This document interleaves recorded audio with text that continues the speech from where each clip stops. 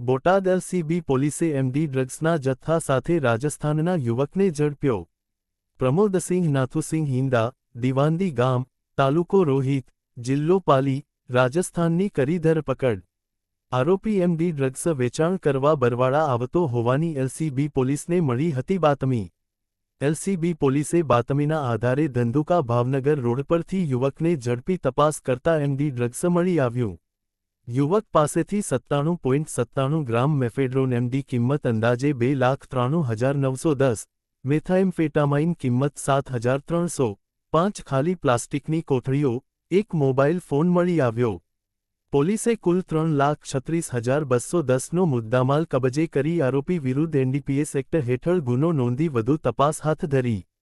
અહેવાલ રોહિત આર જતાપરા। તમારી આજુબાજુમાં બનતી ઘટનાની માહિતી મેળવવા માટે અમારી ચેનલને લાઇક, શેર અને સબસ્ક્રાઇબ કરો।